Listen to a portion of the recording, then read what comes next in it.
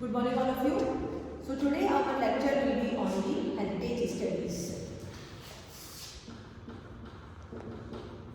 Heritage studies. Firstly, we have to understand what is heritage.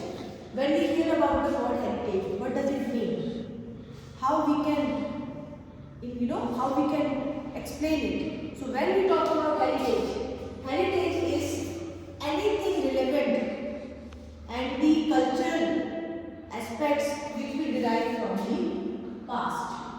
So heritage is related with the past. And what is past? Past is our origin.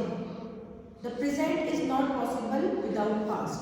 So to know about our tradition, our ancestors, our ancient heritage, that is what called as heritage studies. So heritage is anything which is related to past, but not everything is heritage.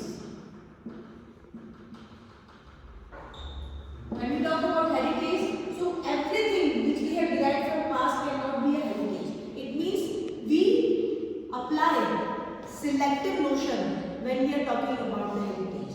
Heritage is any cultural or monumental or traditions, the beliefs, the practices, the society which has derived from the past is called heritage. Now, heritage, when we are talking about heritage, we can define it in the two parts. One is tangible and second is intangible. So, tangible heritage is the buildings, the monuments, or anything which we can touch, which we can observe.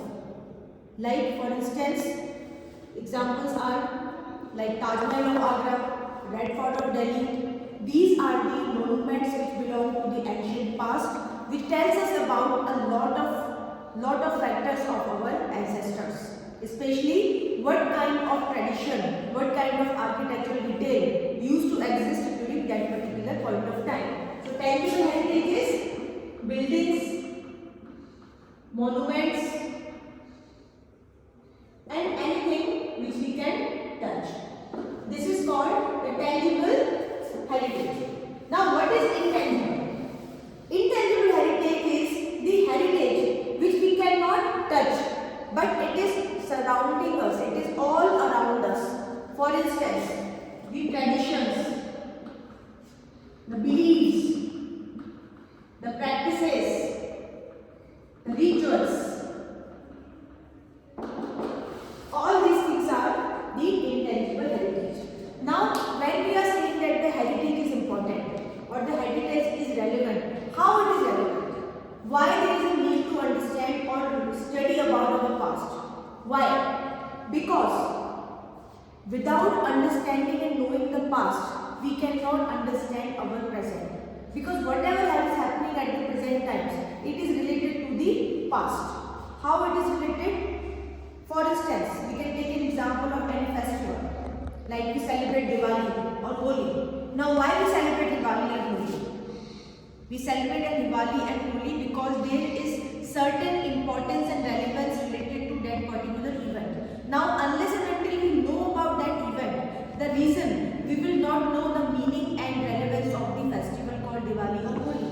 Now, how we will understand Diwali and Holi? And Diwali and Holi, when we are talking about, it is a part of intangible heritage.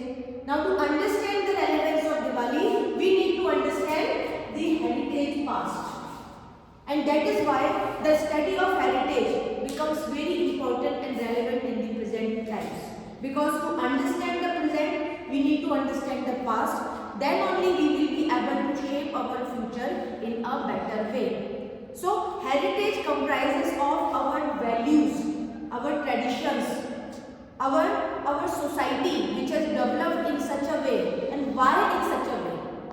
Because whatever we are doing at present, it is because of our past. The way we talk, the way we speak, the way we believe in certain things, our traditions, values, our monuments, for example the temples, the malls, the churches, why they are like the way they are today. It is possible only because of our heritage and past. So heritage becomes very important to understand the present.